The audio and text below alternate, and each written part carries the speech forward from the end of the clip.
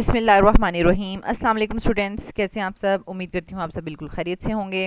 Students, आज की video बहुत ज़्यादा इंपॉर्टेंट है क्योंकि इसमें हम डिस्कस कर रहे हैं 9th chemistry model paper number 1, उसका सेक्शन बी। ठीक है, सेक्शन ए हमने डिटेल से डिस्कस कर लिया है, उसकी वीडियो का लिंक जो है डिस्क्रिप्शन में मौजूद है, आप उसको जाकर देख सकते हैं।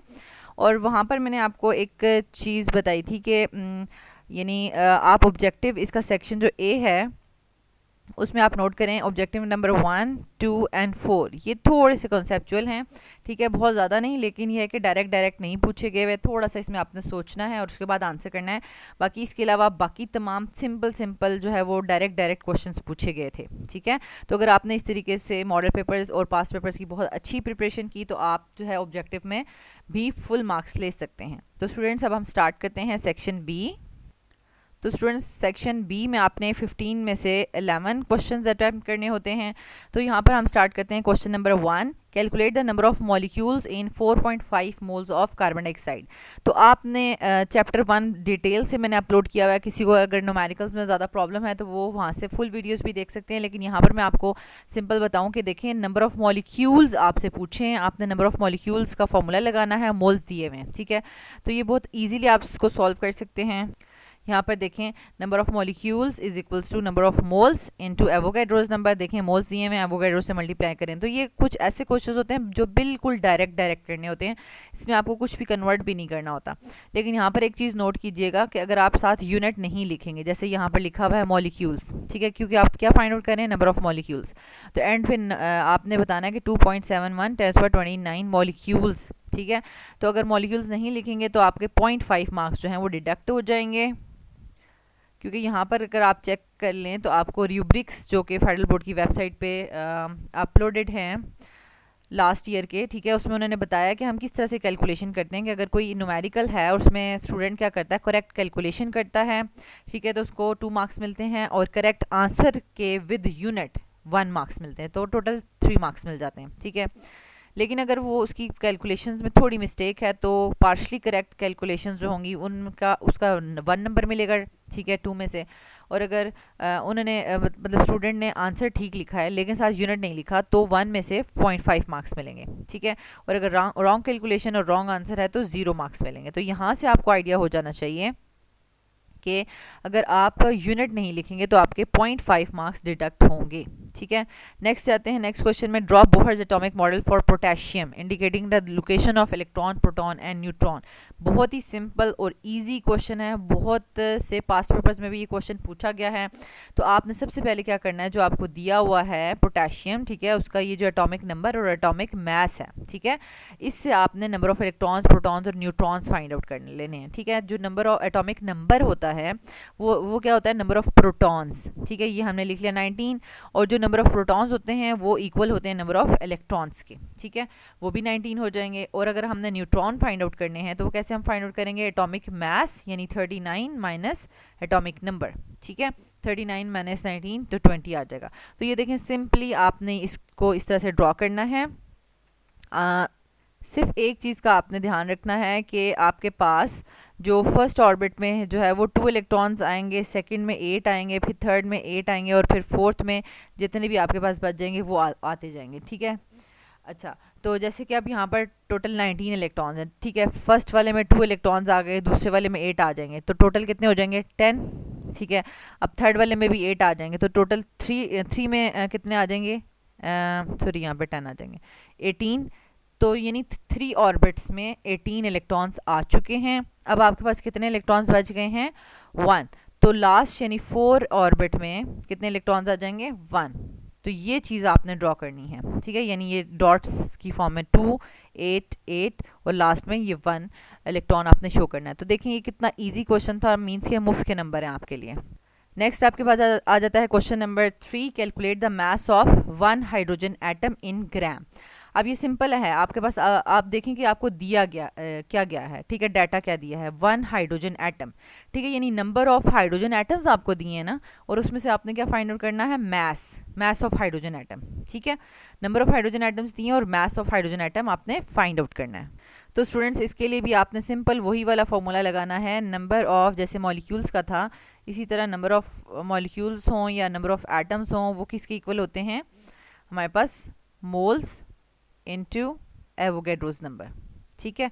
और लेकिन अगर हम इसमें देखें, अब आपसे पूछा गया मास फाइंड आउट करें, इस फार्मूले में तो हमें मास कहीं नज़र नहीं आ रहा, लेकिन अगर हम मोल्स के फार्मूले को थोड़ा ओपन करके लिखें तो हमें मास की टर्म नज़र आ जाएगी, ठीक है। यानी अगर हम लिखें number of atoms is equals to mass divided by molar mass, molar भी लिख सकते हैं और एटॉमिक भी लिख सकते हैं, ठीक है, molar mass into Avogadro's number, ठीक है। तो ये अब आपने मोल्स के फॉर्मूले को ज़रा ओपन करके लिख दिया, ठीक है, क्योंकि आपको पता है कि मोल्स किसके इक्वल होता है, given mass over molar mass. अब आपने इसमें क्या करना है, मास के लिए इस पूरे फॉर्मूला को अरेंज कर देना है, ठीक है। यानी अगर आपने मास को फाइंड आउट करना है, ठीक है, तो अब आप क्या करेंगे, नंबर ऑफ एटम्स को, ठीक है, नंबर ऑफ एटम्स के साथ ये जो डिनोमिनेटर में है ये इधर जाके मल्टीप्लाई हो जाएगा, ठीक है, मोलर मास, और एवोगैड्रो जो है वो हमारे पास एवोगैड्रो की वैल्यू दूसरी साइड पे जाके डिवाइड हो जाएगी, ठीक है। ये अब आपके पास फॉर्मूला बन गया है। नंबर ऑफ एटम्स आपको दिए हुए हैं वन हाइड्रोजन एटम, और मोलर मास हाइड्रोजन एटम का क्या होता है, यानी एक सिंपल हाइड्रोजन एटम होगा उसका मोलर मास भी 1 ही होता है, ठीक है, 1 × 1 डिवाइडेड बाय एवोगैड्रोस नंबर। तो ये देखें यहाँ पर मास इन ग्राम्स किसके इक्वल होगा, number of atoms into molar mass divided bye Avogadro's number, 1 × 1 6.02 10^23। इसे डिवाइड करेंगे तो आपके पास ये ग्राम्स में मास आ जाएगा। ये ग्राम ज़रूर आपने यूनिट डालना है ताकि आपके 3/3 मार्क्स हों। ओके स्टूडेंट्स, इतनी डिटेल में ये फॉर्मूला जो मैंने आपको डिराइव करवाया है ये इसीलिए करवाया है कि बहुत से स्टूडेंट्स जो है वो उनका अगर बैकग्राउंड नहीं है, उन्होंने अच्छी तैयारी नहीं की हुई, तो उनको अभी ये मॉडल पेपर देखने के बाद ही जो है उनका कॉन्सेप्ट क्लियर होने लग जाए, उनको प्रीवियस वीडियोज़ ना देखनी पड़े, ठीक है। नेक्स्ट आ जाता है question number 4, why is an atom always electrically neutral. ये देखें ये मुफ्त के नंबर है आपके पास, ठीक है। एटम इलेक्ट्रिकली न्यूट्रल क्यों होता है, एटम के ऊपर कोई चार्ज क्यों नहीं होता, ठीक है। तो इसको पहले अंडरस्टैंड कर लें कि एटम में होता क्या है। एटम के में आपके पास न्यूक्लियस होता है, ठीक है, न्यूक्लियस में आपके पास न्यूट्रॉन्स होते हैं, प्रोटॉन्स होते हैं, और बाहर उसके इलेक्ट्रॉन्स रिवॉल्व कर रहे होते हैं, ठीक है। अब क्या होता है कि जितना प्रोटॉन का नंबर होता है, ठीक है, जितना प्रोटॉन का नंबर होता है उतना ही इलेक्ट्रॉन्स का नंबर होता है, ठीक है। प्रोटॉन्स असल में क्या होते हैं, उनके ऊपर पॉजिटिव चार्ज होता है, और इलेक्ट्रॉन्स पे के ऊपर नेगेटिव चार्ज होता है। तो जितने प्रोटॉन्स होंगे उतने इलेक्ट्रॉन्स होंगे, तो एक दूसरे के इफेक्ट को कैंसिल कर देंगे, और न्यूट्रॉन्स के ऊपर तो कोई चार्ज ही नहीं होता। दैट्स वाई पूरा का पूरा जो एटम है वो इलेक्ट्रिकली आपके पास न्यूट्रल होता है, ठीक है। सेम यही आंसर आपने अपनी वर्डिंग्स में लिख लेना है। देखें लिखा हुआ है protons have positive charge and electrons have negative charge. देखें इसमें कोई मुश्किल तो नहीं है ना, प्रोटॉन के ऊपर पॉजिटिव और इलेक्ट्रॉन के ऊपर नेगेटिव चार्ज है। और एक neutral atom, a neutral atom has same number of electrons and protons in it. यही इंपॉर्टेंट बात थी, ठीक है। इस क्वेश्चन की इंपॉर्टेंट बात यही है कि एटम के अंदर एक न्यूट्रल एटम, ये आपने ज़रूर लिखना है क्योंकि यहाँ से आपसे न्यूट्रल एटम का पूछा जा रहा है, ठीक है। आपने लिखना है a neutral atom has same number of electrons and protons in it, so therefore की जगह आप सो भी डाल सकते हैं। So the net charge in atom is equals to 0, this makes an atom electrically neutral. तो इसमें कुछ इतनी फिलॉसफी नहीं थी, 3 नंबर के मुफ्त के नंबर हैं, ठीक है, 3। नेक्स्ट आपके पास आ जाता है question number 5, right electronic configuration of aluminium, identify its group and period. तो स्टूडेंट्स ऐसे क्वेश्चन मैंने आपको ऑब्जेक्टिव वीडियोस भी जो अपलोड की हुई हैं शॉर्ट्स, उनमें भी मैंने आपको बताया हुआ है कि बहुत बार ये वाले क्वेश्चन आते हैं कि कोई भी एलिमेंट है उसका ग्रुप और पीरियड बता दें। ऑब्जेक्टिव में भी ऐसा पूछा जाता है, ठीक है, तो आपने डायरेक्टली उसको सॉल्व करना होता है। तो इसका बिल्कुल भी मुश्किल नहीं है, आपको इलेक्ट्रॉनिक कन्फिग्रेशन लिखनी आनी चाहिए। अगर किसी स्टूडेंट को इलेक्ट्रॉनिक कन्फिग्रेशन लिखनी नहीं आती तो इलेक्ट्रॉनिक कन्फिग्रेशन के यानी 1s2 2s2 2p ये वाले कैसे हमने सेलेक्ट करने हैं, इसकी एक वीडियो जो है छोटी सी वीडियो है 10 मिनट्स की, वो उसका लिंक डिस्क्रिप्शन में मौजूद है, उसको जाके वहाँ से देख सकते हैं।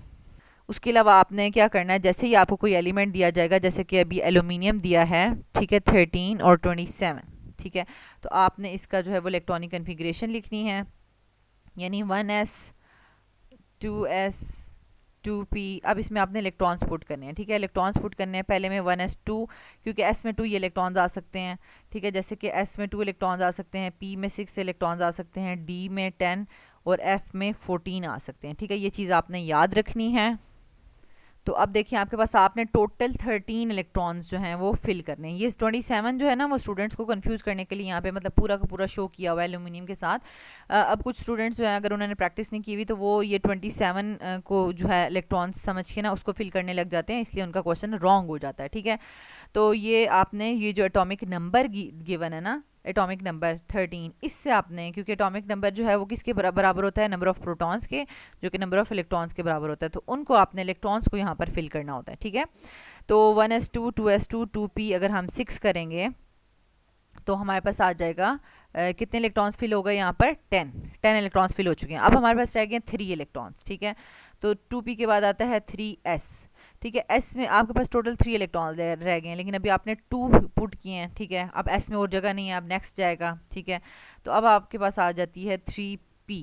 ठीक है, p में आपके पास एक ही इलेक्ट्रॉन्स बच गया। अब ये देखें यहाँ पर आपने टोटल यानी 2 + 2 4 + 6 10 फिर 12। ठीक है, और 1 13 इलेक्ट्रॉन्स फिल कर दिए हैं। अब आपने काम किस पे करना है, अब आप यहाँ पर लिखें वैलेंस शेल। ठीक है, वैलेंस शेल आप बताएं थर्ड है। ठीक है, यानी वैलेंस शेल इलेक्ट्रॉनिक कन्फिग्रेशन। अब वैलेंस शेल इलेक्ट्रॉनिक कन्फिग्रेशन आपने लिख ली, वैलेंस शेल थर्ड है। ठीक है, क्योंकि ये फर्स्ट शेल है जिसके साथ 1 लिखा हुआ है, n की वैल्यू 1 है, फिर जिसके साथ 2 लिखा हुआ है तो ये सेकंड शेल है, जिसके साथ 3 लिखा हुआ है तो ये थर्ड शेल है। ठीक है, तो अब इसमें आपने इसका आंसर कैसे लिखना है, इस तरीके से। ठीक है, आप लिखेंगे कि ये आपके पास इसको k लिखेंगे फर्स्ट शेल को, इसको l लिखेंगे, इसको m लिखेंगे। Valence shell is m as n is equals to 3। ठीक है, n जो होता है ना वो ऑर्बिट का नंबर होता है ना, यानी फर्स्ट ऑर्बिट है उसके लिए n की वैल्यू 1 होती है, फिर 2 के लिए 2 होगी, सेकंड के लिए 2 होगी और थर्ड के लिए 3 होगी। ठीक है, तो n की वैल्यू थर्ड है, aluminium is present in third period. ठीक है, n की वैल्यू आपको क्या बताएगी, कौन सा पीरियड है। ठीक है, और फिर है since the total number of electrons in the valence सब शेल्स।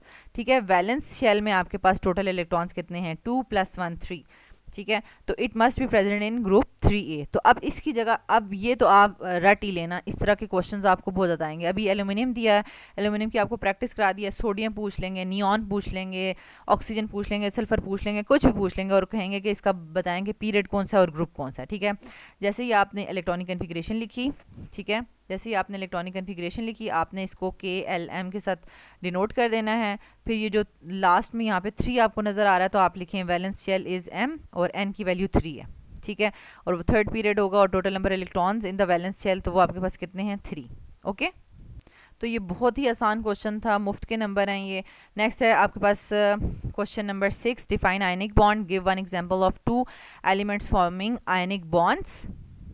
तो यहाँ पर आप देख लें कि आयनिक बॉन्ड की सिंपल डेफिनेशन क्या है कि ionic bonds are formed between 2 atoms. ठीक है, ये तो बात ठीक है कि 2 एटम्स के दरमियान ही बनेंगे। When one atom loses electron to form cation. ठीक है, जैसे कि ये वाला सोडियम, एक एटम इलेक्ट्रॉन लॉस करेगा और क्या बना देगा, कैटाइन। ये देखें सोडियम पॉजिटिव की फॉर्म में चला गया। And the other atom gains this electron. ये देखें अब एक इलेक्ट्रॉन लॉस कर रहा है तो दूसरा वो वाला इलेक्ट्रॉन कौन गेन करेगा, क्लोरीन गेन करेगा। ठीक है, another atom gains electron to form anion. ठीक है, तो वो आपके पास एनाइन बना देगा। ये सिंपल डेफिनेशन थी आपके पास। ठीक है स्टूडेंट्स, तो ये आपके पास सिंपल डेफिनेशन थी। Ionic bonds are formed between 2 atoms when one atom loses electron to form cation and other atom gains the electron to form anion. ये सिंपल वर्डिंग है। अगर किसी स्टूडेंट ने अभी इससे पहले आयनिक बॉन्ड की डेफिनेशन नहीं याद की हुई तो उसको अभी ही याद हो जाएगी। ठीक है, देन आपने एक एग्जाम्पल देनी है, क्वेश्चन में एग्जाम्पल भी पूछी हुई है। ठीक है, आप कहेंगे फॉर्मेशन ऑफ सोडियम क्लोराइड इसकी एग्जाम्पल है। अब आप देखें, आप यहाँ पर 3 पॉइंट्स लिखेंगे। ये देखो आपको 3 बुलेट्स नजर आ रहे हैं ना, आपने 3 पॉइंट्स लिखने हैं और उसके बाद ये स्ट्रक्चर्स ड्रॉ कर देने हैं। लिखा हुआ है the electronic configuration of sodium is 281। ठीक है, ये देखें यहाँ पर 281, यानी पहले शेल में 2 इलेक्ट्रॉन्स हैं, दूसरे में 8 हैं, तीसरे में 1 है और इट हैज़ 1 वैलेंस इलेक्ट्रॉन। इसी तरीके से आप क्लोरीन की तरफ चले जाएं। The electronic configuration of chlorine, उसका एटॉमिक नंबर लिखा हुआ है 17, उसकी जो है वो क्या इलेक्ट्रॉनिक कन्फिग्रेशन है 287। ठीक है, वैलेंस शेल में उसके 7 इलेक्ट्रॉन्स हैं, ये भी लिखा हुआ है। अब क्या बताया जा रहा है थर्ड पॉइंट में, when the 2 atoms approach each other, यानी जब वो करीब आते हैं, there is a transfer of 1 electron from sodium to chlorine, तो सोडियम से क्लोरीन में चला जाएगा। देखें एरो भी लगाया हुआ है, यहाँ पर आपको अभी एक इलेक्ट्रॉन नज़र आ रहा है और यहाँ पे भी एक, लेकिन यहाँ पर ये शेल ख़त्म हो गया सोडियम का और क्लोरीन के यहाँ पर अब आपको 2 इलेक्ट्रॉन्स नज़र आ रहे हैं। ठीक है, अब इसकी इलेक्ट्रॉनिक कन्फिग्रेशन हो गई है 2-8 और इसकी 2-8-8 हो गई है। ठीक है, अब यहाँ पर ये सोडियम एटम था, ये क्लोरीन एटम था, लेकिन यहाँ पर ये सोडियम आइन और यहाँ पर ये क्लोराइड आइन हो गया। ठीक है, और इन्होंने जो है वो जो अपना ऑक्टेट जो है कंप्लीट कर लिया है, नोबल गैसेस की जो है वो इलेक्ट्रॉनिक कन्फिग्रेशन अचीव कर ली है। ये आपने ड्रॉप भी ज़रूर करने हैं। ओके, नेक्स्ट आपके पास आ जाता है question number 7, right 2 similarities and 2 differences between isotopes. तो देखें कुछ यूजेस या सिमिलैरिटीज़ डिफरेंसेस के क्वेश्चन इतने इजी होते हैं कि उनमें आपको जो है वो ये देखें 3 मार्क्स वैसे ही मिल जाएंगे। ठीक है, 2 सिमिलैरिटीज़ आइसोटोप्स के दरमियान में क्या है, they have same number of protons, यानी प्रोटॉन सेम होते हैं, इलेक्ट्रॉन्स भी सेम होते हैं। जब इलेक्ट्रॉन सेम होते हैं तो उनकी केमिकल प्रॉपर्टीज़ भी सेम होती हैं। ठीक है, इसी तरीके से आइसोटोप्स का डिफरेंस क्या होता है, isotopes have different number of neutrons and they have different masses, क्योंकि न्यूट्रॉन्स अगर डिफरेंट हैं तो उनका मैस डिफरेंट हो जाएगा ना। ठीक है, क्योंकि मैस हम कैसे कैलकुलेट करते हैं, न्यूट्रॉन्स प्लस प्रोटॉन्स। तो ये सिंपल से क्वेश्चन हैं। नेक्स्ट आपके पास आ जाता है question number 8, elements are unstable in free state except noble gases, explain how elements attain stability. ये भी बड़ा ही इंपॉर्टेंट और कंसेप्चुअल भी आप कह सकते हैं, लेकिन है बड़ा सिंपल कि वैसे नॉर्मली एलिमेंट्स फ्री स्टेट में जो है वो क्या होते हैं, अनस्टेबल होते हैं, लेकिन फ्री स्टेट में नोबल गैसेस जो हैं वो अनस्टेबल नहीं होती। ठीक है, क्योंकि वजह क्या है, ठीक है, और कैसे जो है वो ये जो एलिमेंट्स हैं अगर ये अनस्टेबल फील कर रहे हैं तो वो स्टेबिलिटी गेन कैसे करते हैं। ठीक है, तो इसका आपने प्रॉपर आंसर लिखना है। इसके लिए मैंने यहाँ पर 4 पॉइंट्स लिखने हैं। आपने यही 4 पॉइंट्स अगर आपके पास आ जाता है ये क्वेश्चन तो आपने लिखने हैं। देखिए हमने स्टार्ट ही बात वहाँ से करनी है जो क्वेश्चन में लिखा हुआ था कि elements in their free state are unstable. ठीक है, उन्होंने भी यही क्वेश्चन में लिखा हुआ था, हमने भी यही लिख दिया। अब आपने साथ रीज़न लिखनी है कि भाई एलिमेंट्स फ्री स्टेट में अनस्टेबल होते क्यों हैं, due to incomplete valence shell, यानी उनका जो आखिरी शेल होता है ना वो इनकम्प्लीट होता है। और इनकम्प्लीट का क्या मतलब है वो भी हमने ब्रैकेट में लिख दिया, लेस देन 8 इलेक्ट्रॉन्स। ठीक है, ताकि सारी बात कंप्लीट हो जाए। अब अब वो अनस्टेबल होते हैं किसके कंपैरिजन में, वो अनस्टेबल होते हैं नोबल गैस के। ठीक है, तो हम पूरी बात करेंगे। Elements in their free state are unstable due to incomplete valence shell as compared to noble gases that are stable. ठीक है, अब नोबल गैसेस स्टेबल होती हैं, इसकी भी हम साथ ज़रा सी रीज़न लिख देते हैं, due to completely filled valence shell. ठीक हो गया, ये एक बात कंप्लीट हो गई। अब क्वेश्चन का दूसरा ये पार्ट था कि अगर कोई एलिमेंट अनस्टेबल है तो वो स्टेबिलिटी गेन कैसे करता है। ठीक है, अच्छा, unstable elements gain stability by losing, gaining और शेयरिंग। ठीक है, 3 प्रोसेस हो सकते हैं। ठीक है, लूजिंग, गेनिंग और शेयरिंग ऑफ इलेक्ट्रॉन्स। ठीक है, अब ये जो होगा इलेक्ट्रॉन लॉस करेंगे या इलेक्ट्रॉन गेन करेंगे या इलेक्ट्रॉन शेयर करेंगे, तो ये किस रूल्स की वजह से होगा, ओबेइंग डुप्लेट और ऑक्टेट रूल, यानी अपने डुप्लेट और या ऑक्टेट रूल को ओबे करेंगे। ठीक है, और उसकी वजह से ये इलेक्ट्रॉन लॉस, गेन या शेयर करेंगे। ठीक है, और अब हमने फिर एक एक लाइन में डुप्लेट रूल और ऑक्टेट रूल की डेफिनेशन बता देनी है। डुप्लेट रूल क्या होता है, the tendency of an element to acquire 2 electrons in their valence shell. देखें कितनी आसान डेफिनेशन है, कुछ भी मुश्किल नहीं है। अगर आज से पहले अगर आपने डुप्लेट या ऑक्टेट रूल की डेफिनेशन नहीं याद की हुई तो अभी आपको ये याद हो जाएगी। देखें कितनी ईजी है। और ऑक्टेट रूल क्या है, the tendency of an element, ठीक है, एक एलिमेंट की बात कर रहे हैं हम, ठीक है, to acquire 8 electrons in their valence shell. देखें ये वैलेंस शेल की बात हो रही है, आपने सिंपल शेल नहीं लिखना, वैलेंस शेल होता है आखिरी शेल। ठीक है, आखिरी शेल में अगर 2 इलेक्ट्रॉन्स होंगे तो 2 इलेक्ट्रॉन्स अटेन हो जाएंगे तो वो डुप्लेट रूल कंप्लीट हो गया। अगर कोई भी एलिमेंट अपने वैलेंस यानी आखिरी शेल में 8 इलेक्ट्रॉन्स एक्वायर कर लेता है तो वो ऑक्टेट रूल को कंप्लीट कर रहा है। ठीक है, तो ये सिंपल, आप इसको नोट डाउन भी कर लें, सिंपल वर्ड्स लिखे हुए हैं, तो आपने इसी तरीके से इसको अटैम्प्ट करना है, तो आपके 3/3 मार्क्स होंगे। नेक्स्ट आपके पास आ जाता है question number 9, state Charles law derive it's mathematical expression. अब मैं बच्चों से कहती हूँ, स्टूडेंट्स से कहती हूँ, देखें पास्ट पेपर्स या मॉडल पेपर्स आपको बड़ा हेल्प करते हैं, उनके क्वेश्चंस आप तैयार किया करें। तो अब देखिए, अब यहाँ पर चार्ल्स लॉ आया है, लेकिन हो सकता है कि फाइनल में आपका बॉयल्स लॉ आ जाए। सेम यही वाली चीज़ लिखा हो, state Boyle's law derive it's mathematical expression. अब ये तो नहीं होगा कि आप कोई स्टूडेंट जब चार्ल्स लॉ तैयार करे तो वो बॉयल्स लॉ की डेफिनेशन या इक्वेशन को ना देखे, ठीक है। इस तरह से कोई मिलती जुलती चीज़ें हों तो उनको आप ज़रूर चेक कर लिया करें। जैसे कि अब ये 2 लॉज आपको गिवन है, तो एक लॉ यहाँ पर पूछा हुआ तो दूसरा भी आपने प्रिपेयर करना है। अब ये देखें, ये कितना सिंपल है। स्टेट इसकी डेफिनेशन लिखनी है। चार्ल्स लॉ स्टेट्स दैट, अब ये वॉल्यूम से स्टार्ट हो रहा है, ठीक है। यहाँ पर देखें, ये वॉल्यूम से स्टार्ट हो रहा है। अब ये वॉल्यूम से स्टार्ट हो रहा है हमारे पास, यानी इस चीज़ को आप जो है वो डेफिनेशन में लिखें, ठीक है। Volume of a given mass of a gas. Given mass of a gas का क्या मतलब होता है कि जो भी एक कंटेनर में आप काम करें, हो सकता है एक साइंटिस्ट काम कर रहा है तो उसने जो है वो 1 मोल गैस ली हुई है, कोई दूसरा काम कर रहा है उसने 2 मोल्स ली हुई है, जितनी भी ली हुई है, तो इसलिए वो वहाँ पर टर्म यूज़ कर देते हैं given mass of a gas, ठीक है। जितनी भी आपने ली है उसी के बारे में हम बात कर रहे हैं, ठीक है।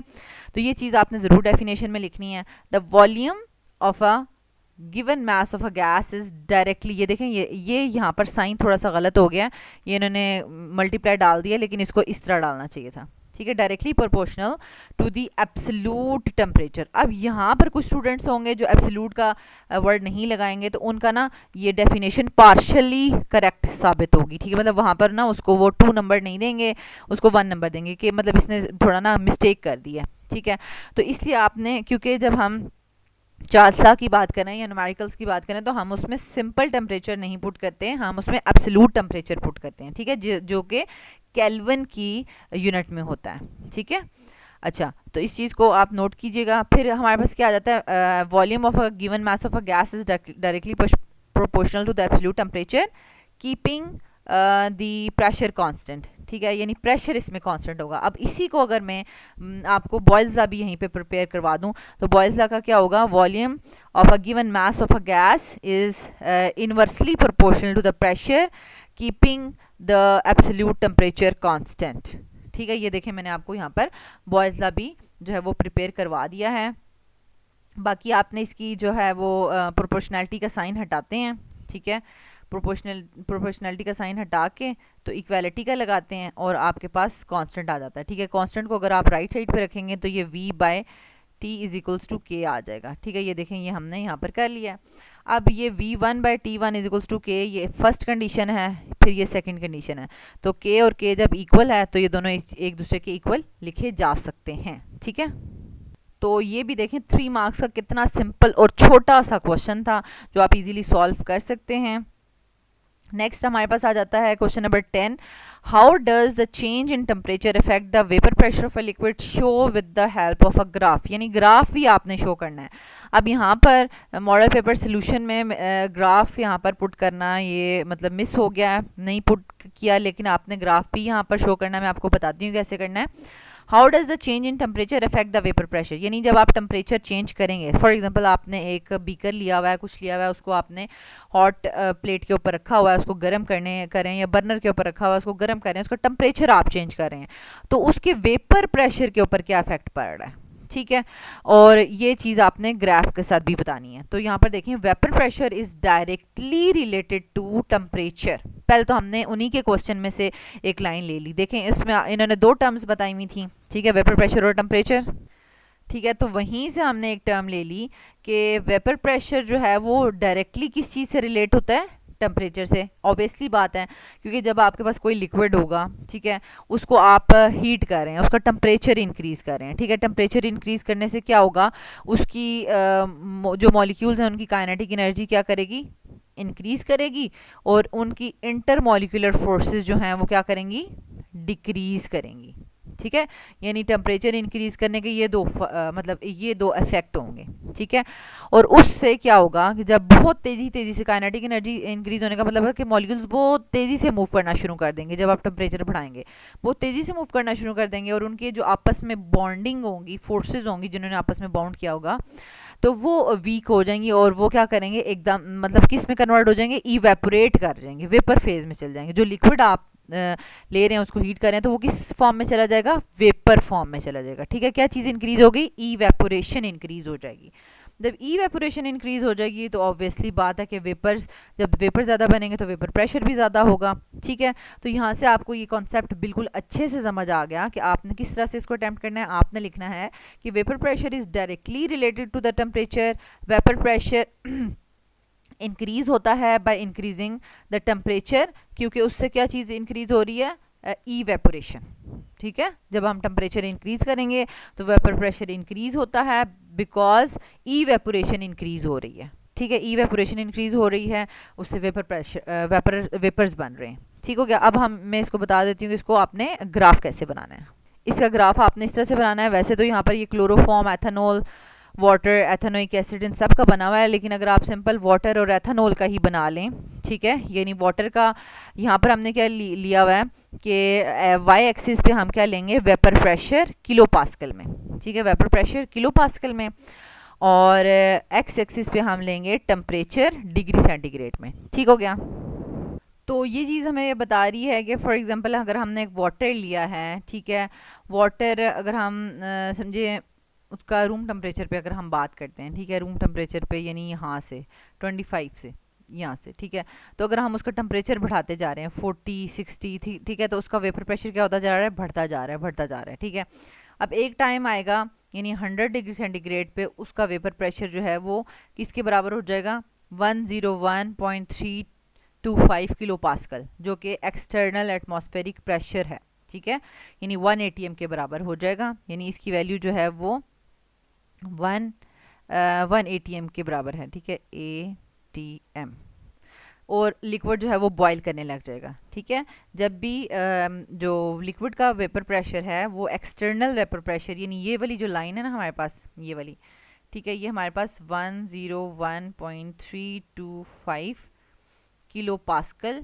यानी 1 ATM के बराबर है। ठीक है, जब भी किसी लिक्विड को आप हीट करते जाएं और उसका वेपर प्रेशर एक्सटर्नल प्रेशर के बराबर आ जाएगा तो वो उस पॉइंट पे वो लिक्विड जो है वो बॉईल करने लग जाएगा। जैसे कि यहाँ पर अब वाटर जो है वो 100 डिग्री सेंटीग्रेड पे बॉईल कर रहा है। ठीक है, यानी ये देखें वाटर की ये लाइन है, वो 100 डिग्री सेंटीग्रेड पे बॉईल कर रहा है, और एथेनॉल जो है वो हमारे पास 80 डिग्री सेंटीग्रेड पे बॉईल कर रहा है। ठीक है, तो ज़्यादा नहीं आपने ड्रॉ करने लिक्विड्स, तो सिर्फ 2 ही ड्रॉ कर दें, या सिंपल एक ही वाटर का ड्रॉ कर दें कि जैसे जैसे हम उनको इंक्रीज़ कर रहे थे, ठीक है, वेपर प्रेशर इंक्रीज़ कर रहा था, टेम्परेचर इंक्रीज़ करने से वेपर प्रेशर इंक्रीज़ कर रहा था, और 101 पे जाके वो लिक्विड जो है वो बॉयल करने लग गया। ठीक है, नेक्स्ट हमारे पास आ जाता है question number 11। How will you prepare 250 cubic centimetre of 0.025 molar sodium sulphate solution from a stock solution of 2 molar sodium sulphate.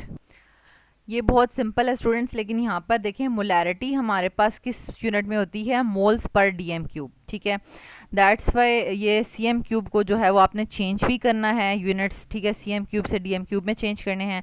और सिंपल आप यहाँ पर देख लें कि आपके पास जो है how will you prepare 250 cubic centimetre of 0.025 molar sodium sulphate solution, ये आप कैसे प्रिपेयर करेंगे?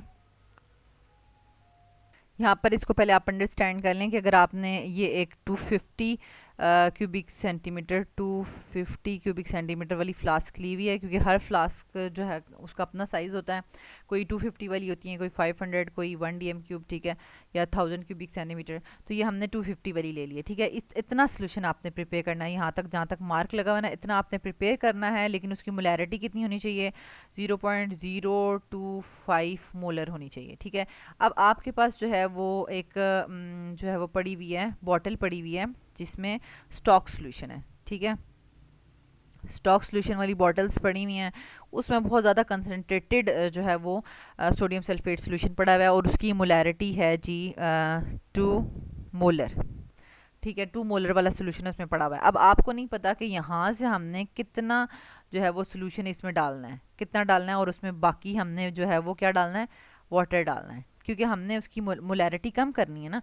देखें 2 मोलर से हमने उसको लेकर आना है 0.025, तो इसका मतलब है हम उसमें पानी ऐड करते रहेंगे। तो हमने क्या मतलब इस पूरी बॉटल में तो नहीं पानी डाल देना ना, मतलब हमने इसमें से कुछ थोड़ा सा जो है यहाँ पर सोल्यूशन 2 मोलर सोल्यूशन यहाँ डालना है, लेकिन उसमें हम फिर वाटर ऐड करते रहेंगे यहाँ तक हम वाटर ऐड कर देंगे और वो हमारे पास डाइल्यूट होके 0.025 बन जाएगी। अब हमें सिंपल क्या पता नहीं चल रहा कि हमने यहाँ से 2 मोलर जो स्टॉक सोल्यूशन है उसमें से कितना वॉल्यूम लेकर इस वॉल्यूमेट्रिक फ्लास्क में डालना है। ठीक है, इसके लिए आपने सिंपल डाइल्यूशन इक्वेशन लगानी है। ठीक है, यानी M1 V1 is equals to M2 V2। ठीक है, अब M1 का क्या मतलब है, मोलैरिटी। ठीक है, ये आपको पता है 2 मोलर। ठीक है, वॉल्यूम इसका नहीं पता आपको कितना लेना है। ठीक है, लेकिन आपको जो बनाना है सोल्यूशन वो आपको पता है, यानी 0.025 मोलर बनाना चाह रहे हैं और वॉल्यूम उसका कितना होना चाहिए, 250 क्यूबिक सेंटीमीटर। लेकिन अगर आप इसको जो है वो DM क्यूब में कन्वर्ट करेंगे तो 1000 से डिवाइड कर देंगे। ठीक है, यानी 250 डिवाइडेड बाय 1000 तो ये आ जाएगा 0.25 DM क्यूब। तो यहाँ पर हम लिख देते हैं 0.25 DM क्यूब।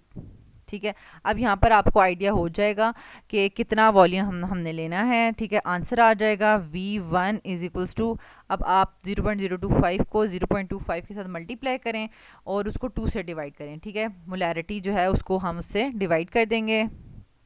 अब यहाँ पर आप इसके यूनिट्स को कैंसिल आउट भी कर सकते हैं, मोलैरिटी के साथ कट ऑफ हो जाएगा। ठीक है, और आंसर आ जाएगा आपके पास 0.00312 DM क्यूब। ठीक है, अब आपको समझ आ गई है कि आपने DM क्यूब में लेना है। अब इसको आपने जो है वो कन्वर्ट करना है दोबारा CM क्यूब में। ठीक है, तो आप इसको 1000 से मल्टीप्लाई करेंगे। ठीक है, तो 3 पॉइंट्स जो है वो हमारे पास आगे चला जाएगा, यानी 3.12 CM क्यूब।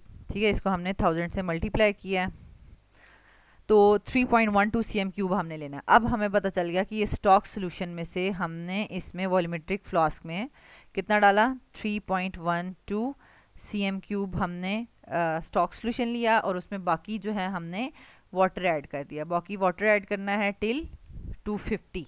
ठीक है, जब तक वो 250 नहीं हो जाता तब तक हम उसको फिल करते रहेंगे। तो ये हमने जो सोल्यूशन बना लिया है, इसकी मोलैरिटी है 0.025 और इसका वॉल्यूम है 250 CM क्यूब।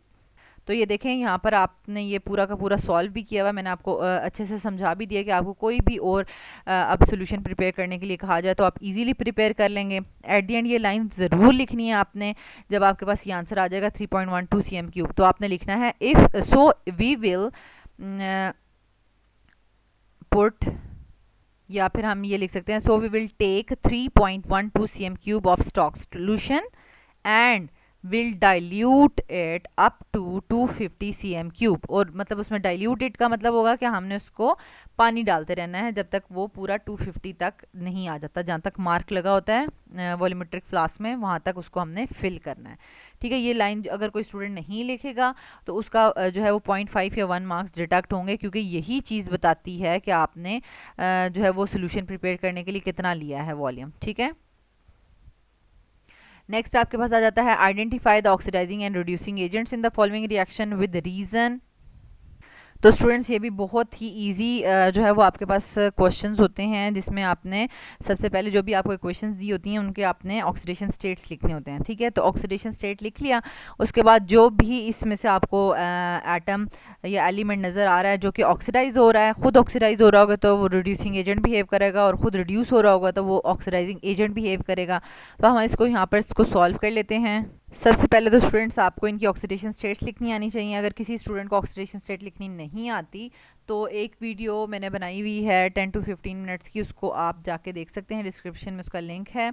ठीक है, उसको आप देख लेंगे तो आपको ईजीली पता चल जाएगा सारे रूल्स। लेकिन अभी हम इसके जो भी रूल अप्लाई हो रहे हैं सिर्फ वही देख रहे हैं, सारे रूल्स नहीं देख रहे। ठीक है, जैसे कि हाइड्रोजन सल्फाइड क्लोरीन के साथ रिएक्ट कर रहा है, ठीक है, और HCl बना रहा है प्लस सल्फ़र। ठीक है, अब इनकी ऑक्सीडेशन स्टेट्स कैसे लिखनी है। जो फ्री स्टेट होती है ना, फ्री स्टेट जिसमें अगर कोई एलिमेंट है उसका एटम बिल्कुल अकेला है या फिर किसी अपने ही एटम के साथ बॉन्ड बना रहा है, जैसे कि ये है सल्फर, ये बिल्कुल अकेला है। ठीक है, तो ये फ्री स्टेट होती है। फ्री स्टेट में ऑक्सीडेशन स्टेट हमेशा 0 होती है। जब फिर ये देखें क्लोरीन, क्लोरीन में क्लोरीन का एटम क्लोरीन के साथ ही बॉन्ड बना रहा है तो Cl2 बना रहा है, ठीक है। तो ये भी फ्री स्टेट है, तो इसमें फ्री स्टेट में इसका ऑक्सीडेशन स्टेट 0 होती है, ये चीज़ आपने याद रखनी है, ठीक है। और हाइड्रोजन जो है, हाइड्रोजन की मोस्टली जो है हम कौन सी ऑक्सीडेशन स्टेट लेते हैं, +1, ठीक है। एक हाइड्रोजन की अगर +1 होगी तो 2 की क्या हो जाएगी, +2, ठीक है, +2। अब उसको बैलेंस करने के लिए सल्फर के ऊपर ऑब्वियसली बात है -2 होगा, ठीक है, ताकि दोनों एक दूसरे के इफेक्ट को क्या कर देंगे, कैंसिल, और हाइड्रोजन सल्फाइड के ऊपर नेट चार्ज नहीं होगा, ठीक है, यानी +2 का ऑपोजिट -2। अच्छा, इसी तरह इधर आ जाएं, जो है HCl के ऊपर, ठीक है, एक हाइड्रोजन के ऊपर +1 होता है तो उसका ऑपोजिट जो है वो -1 होगा। वैसे भी हेलोजेंस जो हैं वो -1 ऑक्सीडेशन स्टेट्स ही रखते हैं नॉर्मली, ठीक है। लेकिन अगर हम यहाँ पे देखेंगे पॉजिटिव हाइड्रोजन के ऊपर +1 है तो ऑपोजिट क्लोरीन के ऊपर -1 ही होना चाहिए, ताकि दोनों एक दूसरे के इफेक्ट को कैंसिल कर दें और ओवरऑल HCl जो है वो उसके ऊपर हमें कोई चार्ज नज़र ना आए, ठीक है। अब हमने ये इसकी ऑक्सीडेशन स्टेट्स लिख ली हैं। अब आपने देखना है कि किसकी ऑक्सीडेशन स्टेट जो है वो चेंज हो रही है, कौन ऑक्सीडाइज हो रहा है, कौन रिड्यूस हो रहा है, ठीक है। अब हाइड्रोजन को चेक कर लें, हाइड्रोजन इधर भी एक हाइड्रोजन के ऊपर +1 ही था, इधर भी एक हाइड्रोजन के ऊपर +1 ही था। अब कुछ स्टूडेंट्स कहेंगे कि यहाँ पे देखें हाइड्रोजन के ऊपर तो +2 चार्ज है, लेकिन दो हाइड्रोजन के ऊपर +2 है। अगर हम एक की बात करें तो एक के ऊपर क्या चार्ज है, +1, और यहाँ पर भी एक के ऊपर क्या चार्ज है, +1, ठीक है। तो इसलिए हाइड्रोजन की ऑक्सीडेशन स्टेट चेंज नहीं हो रही, ठीक है। फिर हम आ जाते हैं सल्फर के ऊपर। नेक्स्ट हमारे पास है सल्फर। सल्फर की ऑक्सीडेशन स्टेट जो है वो -2 से किस पे जा रही है, -2 से 0 पे जा रही है, ठीक है, -2 से 0 पे जा रही है।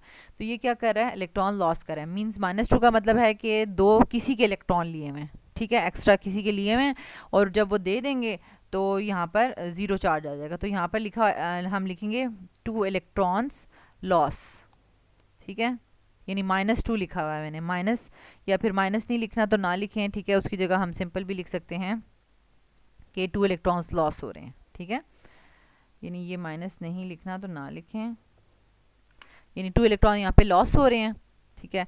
और अब हम दूसरी तरफ देखते हैं क्लोरीन, ठीक है। क्लोरीन यहाँ पर क्या कर रहा है, 0 से -1 में जा रहा है, ठीक है। लेकिन यहाँ पर आपने ये चीज़ नोट करनी है कि यहाँ से एक क्लोरीन में नहीं जा रहा, बल्कि 2 क्लोरीन्स में जा रहे हैं, ठीक है। यहाँ पे 2 क्लोरीन्स हैं, यहाँ पे भी 2 क्लोरीन्स हैं, ठीक है। यानी एक क्लोरीन एक इलेक्ट्रॉन गेन कर रहा होगा और दूसरा क्लोरीन दूसरा इलेक्ट्रॉन गेन कर रहा होगा, ठीक है। तो यहाँ पर आपके पास कितने जो है वो जा रहे हैं, 2 इलेक्ट्रॉन्स गेन हो रहे हैं, ठीक है। क्या हो रहा है, 2 इलेक्ट्रॉन्स गेन हो रहे हैं, ठीक हो गया। यानी 2 क्लोरीन के एटम 2 इलेक्ट्रॉन्स लेके और Cl1 माइनस में जा रहे हैं, ओके। आई होप सो कि आपको यहाँ पे ये समझ आ गया होगा, ठीक है, कि एक क्लोरीन जो है वो एक इलेक्ट्रॉन गेन कर रहा है, 2 क्लोरीन्स जो 2 इलेक्ट्रॉन्स गेन कर रहे हैं। अब जब आपको यहाँ तक बात समझ आ गई है ना कि आपने ऑक्सीडेशन स्टेट लिख ली और कौन इलेक्ट्रॉन लॉस कर रहा है या कौन गेन कर रहा है, ठीक है। अब जो इलेक्ट्रॉन लॉस कर रहा है, ठीक है, वो ऑक्सीडाइज हो रहा है, ठीक है, ऑक्सीडाइज हो रहा है। मीन्स कि अब हम यहाँ पर लिखेंगे सल्फर इन H2S ऑक्सीडाइजेस, ठीक है, क्योंकि वो किस में जा रहा है, -2 से 0 में जा रहा है, ठीक है, बिकॉज इट लूज 2 इलेक्ट्रॉन्स, ठीक है, ये हो गया। और सो इट इज़ रिड्यूसिंग एजेंट। ये कौन सा एजेंट होगा, रिड्यूसिंग एजेंट, क्योंकि जो ऑक्सीडाइज हो रहा होता है वो रिड्यूसिंग एजेंट होता है, क्योंकि अपने इलेक्ट्रॉन लॉस करके किसी दूसरे को गेन करवा रहा होता है, ठीक हो गया। और दूसरी तरफ हम लिखेंगे कि क्लोरीन यहाँ पर क्या कर रहा है, क्लोरीन इज़ गेनिंग 2 इलेक्ट्रॉन्स, ठीक है, Cl2 is gaining 2 electrons, so it undergo reduction, ठीक है, इसकी क्या हो रही है, रिडक्शन हो रही है, ठीक है, इसकी रिडक्शन हो रही है, और ये खुद क्या है, ऑक्सीडाइजिंग एजेंट है, ठीक है। यहाँ पर आपने अंडरस्टैंड कर लिया, अब इसको लिखना कैसे है वो देख लें। अब ये देखें यहाँ पर इन्होंने विद रिस्पेक्ट टू हाइड्रोजन भी लिखा हुआ है। मैंने आपको हाइड्रोजन के इलेक्ट्रॉन्स के अकॉर्डिंगली बताया था कि H2S जो है वो क्या कर रहा है, लूज़ कर रहा है इलेक्ट्रॉन्स, क्योंकि 2 इलेक्ट्रॉन्स लॉस कर रहा था ना, and gives to chlorine to reduce chlorine, ठीक है। अब ये अपने हाइड्रोजन भी लॉस कर रहा है, ठीक है, अपने हाइड्रोजन लॉस कर रहा है और अपने हाइड्रोजन किसको दे रहा है, क्लोरीन को। तो हाइड्रोजन की रिस्पेक्ट से भी आप ऑक्सीडेशन रिडक्शन बता सकते हैं, क्योंकि हाइड्रोजन को गेन करना रिडक्शन होता है और हाइड्रोजन को लॉस करना ऑक्सीडेशन होता है, ठीक है। और सो H2S इज़ खुद H2S क्या हो रहा है, ऑक्सीडाइज हो रहा है, so it is reducing agent, and chlorine gains electron, so it is oxidising agent, ठीक है।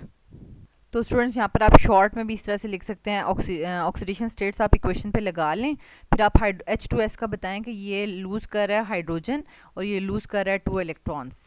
ठीक है, सिंपल आपने लिखना है H2S लूज़ कर रहा है hydrogen and sulphur in H2S lose 2 electrons, तो H2S undergoes oxidation, so H2S is reducing agent. ठीक है, सेम आपने इसी तरीके से क्लोरीन का लिख लेना है और इसी तरीके से क्लोरीन का लिख सकते हैं। क्लोरीन हाइड्रोजन भी गेन कर रहा है और इलेक्ट्रॉन्स भी 2 इलेक्ट्रॉन्स भी गेन कर रहा है, so chlorine undergo reduction and chlorine is oxidising agent. अब सेकंड इक्वेशन की आपको जो है वो ऑक्सीडेशन स्टेट लगानी आनी चाहिए। ठीक है, सबसे पहले मैंने आपको बता दिया था, आपने पहले देखना है कि कौन सा एलिमेंट फ्री स्टेट में है, तो देखें मैग्नीशियम फ्री स्टेट में है। ठीक है, और H2 जो है वो फ्री स्टेट में है, हाइड्रोजन अपने ही हाइड्रोजन एटम के साथ बॉन्ड बना रहा है। उसके बाद देखें हाइड्रोजन का हम नॉर्मली यही कंसिडर करते हैं, अगर हाइड्रोजन मेटल्स के साथ बॉन्ड बना रहा है तो उसकी -1 ऑक्सीडेशन स्टेट हो सकती है, लेकिन यहाँ पर इसकी +1 ऑक्सीडेशन स्टेट है और ऑब्वियसली उसके ऑपोजिट क्लोरीन के ऊपर -1 ऑक्सीडेशन स्टेट होगी। ठीक है, और दूसरा हम यहाँ पर देखें तो एक क्लोरीन के ऊपर, ठीक है, अगर ये हैलोजन एटम से बिलोंग कर हैलोजन फैमिली में है तो ये -1 इसका चार्ज है, तो 2 के ऊपर -2 चार्ज हो जाएगा। ठीक है, उसके ऑपोजिट जो है मैग्नीशियम के ऊपर जो है वो कौन सा चार्ज हो जाएगा, +2। ठीक है, तो ये इस तरीके से हमने ऑक्सीडेशन स्टेट्स लगा ली हैं। अच्छा, अब इसमें देखें कि किसकी ऑक्सीडेशन स्टेट चेंज नहीं हो रही, तो मुझे यहाँ पर देखें नज़र आ रहा है कि क्लोरीन यहाँ पर भी -1 में था और इधर भी एक क्लोरीन -1 में ही है। ठीक है, एक क्लोरीन यहाँ पे भी -1 में, एक क्लोरीन यहाँ पे भी -1 में, तो क्लोरीन की ऑक्सीडेशन स्टेट चेंज नहीं हो रही। जबकि मैग्नीशियम जो है उसके लिए आप एरो लगा सकते हैं कि मैग्नीशियम 0 से जो है वो +2 में जा रहा है, मतलब 2 इलेक्ट्रॉन लॉस कर रहा है। ठीक है, क्योंकि यहाँ पर उसने कोई इलेक्ट्रॉन नहीं लॉस किया हुआ, यहाँ 2 इलेक्ट्रॉन लॉस कर दिए। ठीक है, तो आप यहाँ पे लिख दें लूज 2 इलेक्ट्रॉन्स। ठीक हो गया। नेक्स्ट आप जो है वो हाइड्रोजन जो है वो +1 से किस पे जा रहा है, 0 पे जा रहा है। ठीक है, तो ये क्या कर रहा है, गेन कर रहा है इलेक्ट्रॉन। एक हाइड्रोजन जो है वो +1 से 0 में जाएगा तो वो 1 इलेक्ट्रॉन गेन करेगा। ठीक है, तो 2 जाएंगे तो उन्होंने क्या करना है, गेन 2 इलेक्ट्रॉन्स। ठीक है, तो इन्होंने इलेक्ट्रॉन गेन किए, तो अब हाइड्रोजन इलेक्ट्रॉन गेन कर रहा है और मैग्नीशियम इलेक्ट्रॉन लॉस कर रहा है, तो इसको भी हमने उसी तरीके से लिखना है।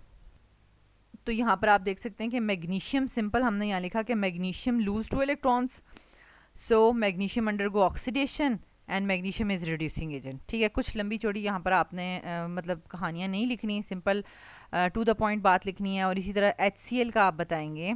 ठीक है, HCl में आप क्या करेंगे कि हाइड्रोजन इन HCl क्या कर रहा है, गेन इलेक्ट्रॉन्स। ठीक है, 2 इलेक्ट्रॉन्स लिखने तो 2 लिख दें, सिंपल लिखना तो सिंपल भी लिख दें कि वो इलेक्ट्रॉन्स गेन कर रहा है। सो HCl अंडरगो, ठीक है, अंडरगो रिडक्शन। ठीक है, HCl की रिडक्शन हो जाएगी and HCl is oxidising agent.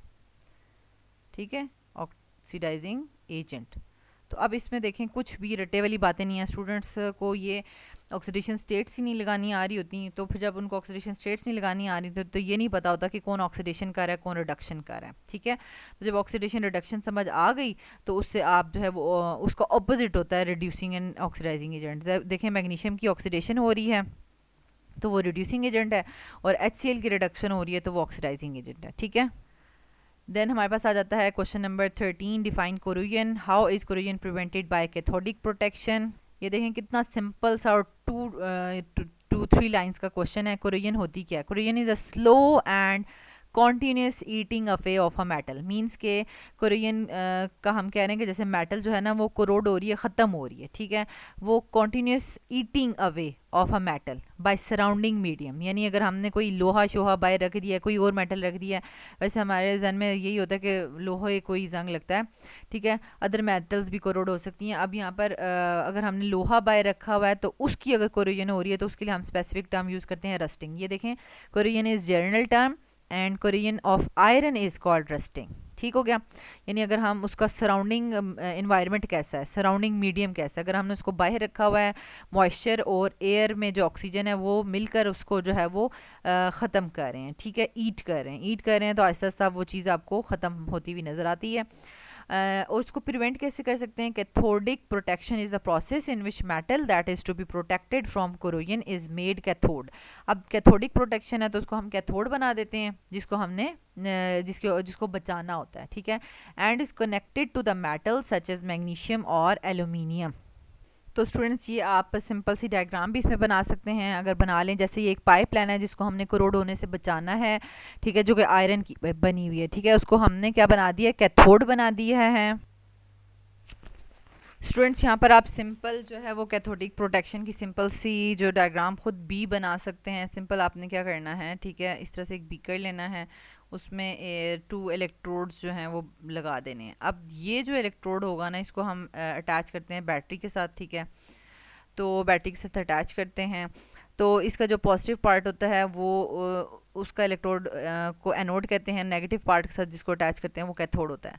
अब यहाँ पर आपने कैथोड किसको बनाना है? जिस मेटल को आप बचाना चाहते हैं। जैसे आयरन है, उसकी कोरिजन होती है, उसको बचाना चाहते हैं, उसको आप कैथोड बनाएंगे, ठीक है, उसको नेगेटिव टर्मिनल के साथ जोड़ेंगे बैटरी के, और जो है वो जिस मेटल की इसके ऊपर प्रोटेक्शन कोटिंग लगानी है, जैसे कि अब यहाँ पर हम मैग्नीशियम मेटल ले लेते हैं। अब मैग्नीशियम मेटल क्या करेगी कि यहाँ से इलेक्ट्रॉन्स जो हैं वो एनोड से कैथोड की तरफ मूव करेंगे, ठीक है, यानी मैग्नीशियम मेटल जो है वो सिस्टम में Mg+2 की फॉर्म में आती जाएगी, और उसके इलेक्ट्रॉन्स 2 इलेक्ट्रॉन्स जो हैं वो एनोड से कैथोड की तरफ मूव करेंगे, और इधर इलेक्ट्रॉन ज़्यादा होते रहेंगे, ठीक है। अब कैथोड पर इलेक्ट्रॉन ज़्यादा हो रहे हैं। अब मैग्नीशियम मेटल जहाँ जो है वो यहाँ सोल्यूशन से Mg+2 की फॉर्म में इस आयरन इलेक्ट्रोड के पास आएगी, इलेक्ट्रॉन्स गेन करेगी और इसके ऊपर डिपॉजिट होती जाएगी, ठीक है। तो अब यहाँ पर जो है वो मैग्नीशियम मेटल डिपॉजिट हो जाएगी और इसको पूरा का पूरा जो है वो प्रोटेक्ट कर देगी, ठीक है। तो यही सिंपल आपने कैथोडिक प्रोटेक्शन में भी लिखना है कि the metal in that is to be protected from corrosion is made cathode and is connected to metal such as magnesium या एल्यूमिनियम, जिसकी आपने उसको कोटिंग करनी है, उसको आपने एनोड बनाना है, ठीक है। सेकेंड लास्ट क्वेश्चन है हमारे पास, question number 14, what is composition of aqua regia, write its importance. Aqua regia क्या होता है, उसकी इंपॉर्टेंस बता दें।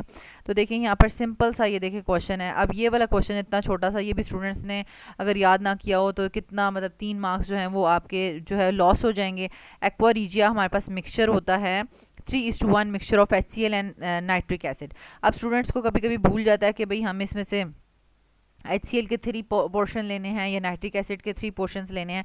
तो वैसे मैं आपको बता दूं कि जो HCl है ना वो स्ट्रॉन्गर एसिड है, जो ज़्यादा स्ट्रॉन्गर एसिड है उसके 3 पोर्शन यानी ज़्यादा पोर्शंस आपने उसके लेने हैं।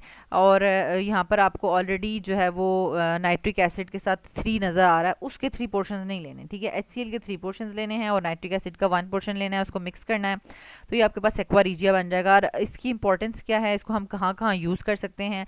अब ये जो है ना इतना स्ट्रॉन्ग एसिड बन गया है ना कि मतलब ये मेटल्स को भी जो है वो डिज़ोल्व कर देता है। जैसे कि अगर आप कहें कि सोने की कोई मतलब अंगूठी है, चूड़ियाँ हैं, अगर कुछ है, तो अगर आप पानी में डालें तो क्या हल होता है, या अगर उसके ऊपर वैसे एसिड फेंकें HCl, उसको कुछ होगा नहीं होगा, वैसे नाइट्रिक एसिड में डालें कुछ भी नहीं होगा। लेकिन अगर एक्वारिजिया के अंदर डाल दें तो वो आपको नज़र ही नहीं आएंगे, वो पूरा का पूरा डिज़ोल्व हो जाएगा, ठीक है। तो यहाँ इसकी क्या इंपॉर्टेंस है, it is use to dissolve gold and platinum. कितना यानी स्ट्रॉन्ग हो गया कि मेटल को भी इसने डिज़ोल्व कर दिया। और it is also use in labs to clean glasswares, ठीक है, चीज़ें वगैरह साफ़ करने के लिए इसको यूज़ करते हैं। क्योंकि वैसे सिंपली अगर कोई जो ग्लास के वहाँ पर बीकर्स वगैरह होते हैं, अगर उसमें हमने कोई रिएक्शन ज़्यादा किया है कुछ है तो उसके ऊपर स्टेन्स लग जाते हैं ना ग्लास के ऊपर, तो वो वैसे साफ़ करने से साफ़ नहीं होते, सिंपल एसिड से साफ़ नहीं होते। तो जब हम एक्वारिजिया बना के उससे साफ़ करते हैं ना तो वो सारे के सारे स्टेन्स ख़त्म हो जाते हैं, ठीक है। तो थर्ड एंड लास्ट इंपॉर्टेंट जो है इसका यूज़ क्या है, it is use to produce chloroauric acid, ठीक है। जैसे कि नाम से हमें पता चल रहा है कि इसमें ऑरिक यानी गोल्ड ऐड हुआ है, ठीक है, ऑरम, तो मींस के इसको यूज़ करते हुए, क्योंकि वैसे तो गोल्ड किसी चीज़ में डिज़ोल्व नहीं होगा, तो एक्वारिजिया के थ्रू हम क्लोरोऑरिक एसिड बनाएंगे, जिसको हम फर्दर जो है गोल्ड की ही प्योरीफिकेशन, एक्सट्रैक्शन, ठीक है, रिकवरी, उस चीज़ में हम उसको यूज़ कर सकते हैं, ठीक है। तो ये बड़ा इंपॉर्टेंट जो है वो हमारे पास एसिड का मिक्सचर बन गया है। लास्ट हमारे पास जो है question discuss why is sugar soluble in water but petrol is not. Sugar तो सॉल्युबल है लेकिन पेट्रोल नहीं है। तो ये वाला बहुत सी जगहों पे आ जाएगा। कभी आपको कहेंगे कि अल्कोहल तो डिज़ोल्व हो जाता है लेकिन बेंजीन डिज़ोल्व नहीं होता, यानी कोई भी दो आपको दे दिए जाएंगे तो अब उसमें से आपने देखना है कि एक पोलर होगा और एक नॉन पोलर होगा। ठीक है, जो डिज़ोल्व हो जाता है पानी में वो पोलर हुआ करेगा, जो नहीं होता वो नॉन पोलर होगा। ठीक है, तो ये देखें यहाँ पर इन्होंने खुद ही बता दिया है कि शुगर जो है सॉल्युबल है वाटर में, तो बड़ा आसान हो गया। तो जो सॉल्युबल है तो उसको आपने पोलर ही लिखना है। Sugar is polar and water is also polar, so sugar is dissolve in water because like dissolve like, कि एक जैसी चीज़ें एक चीज़ों में हल हो जाती हैं। ठीक है, petrol is non polar and polar can not be dissolve in non polar. ठीक है, यानी अब जो पानी है वो नॉन पोलर में तो हल नहीं होगा, इसलिए petrol is insoluble in water. तो अब देखें इंतहाई इंतहाई इंतहाई आसान क्वेश्चन और 3 मार्क्स का क्वेश्चन है। ठीक है, तो स्टूडेंट्स यहाँ पर हमने डिटेल से सेक्शन बी जो है वो डिस्कस कर लिया है। तो अगर आपको section B model paper number 1 के सेक्शन बी में अगर कुछ भी क्वेश्चन पूछना है तो आप कमेंट बॉक्स में पूछ सकते हैं। इसको अच्छे से आप मेमोराइज़ कर लें। बहुत से न्यूमेरिकल्स हमने डिस्कस किए हैं, रीजनिंग क्वेश्चंस डिस्कस किए हैं, सेम इसी तरह के ही क्वेश्चंस आपके पेपर में आने वाले हैं। अगर आप इनको बहुत अच्छे से तैयार कर लेते हैं तो आपके फुल मार्क्स आ सकते हैं।